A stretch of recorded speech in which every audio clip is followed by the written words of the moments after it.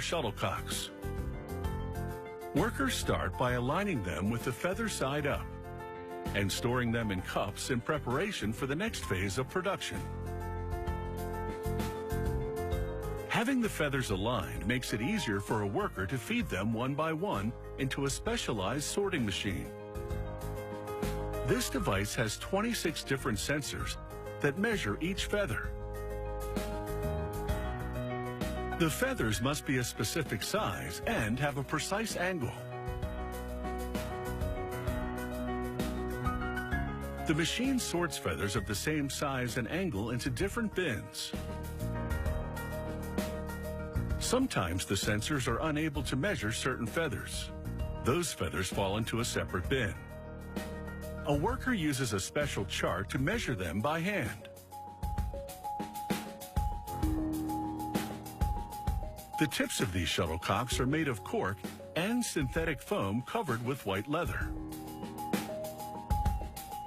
It's time to start assembling the shuttlecocks. Each shuttlecock has 16 feathers, which must all be precisely the same length. The punching machine begins the assembly process.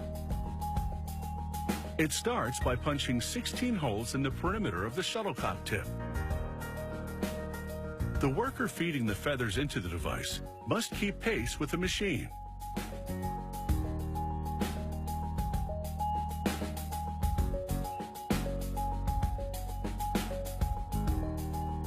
A worker uses flat-nose pliers to adjust the angle of each feather.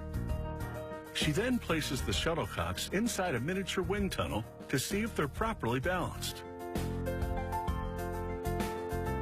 On some shuttlecocks, each feather might have a slightly different angle to maximize balance. Once the angle of the feathers has been adjusted, they're transferred to a machine that applies a bead of glue around the interior perimeter of the shuttlecock tip. This secures the feathers in place.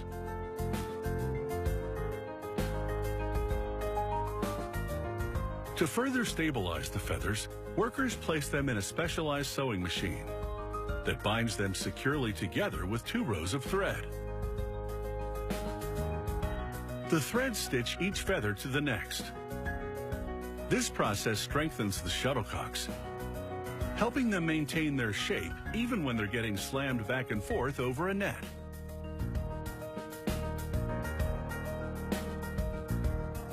When the machine is finished stitching a shuttlecock, a worker ties off the thread to keep it from unraveling and cuts off the excess. Finally, she evens out the thread rows. With the threads in place, the shuttlecocks must undergo a final tuning. A worker once again adjusts the feathers to ensure proper balance. A machine applies glue to the threads on the shuttlecock, locking them in place to give them the necessary rigidity. The thread is made to quickly absorb glue. A worker applies a green strip, which indicates a slow-speed shuttlecock. Medium-speed shuttlecocks get a blue strip, fast ones are red. It's time for quality control testing. A machine equipped with a racket-like arm fires the shuttlecocks to a waiting worker.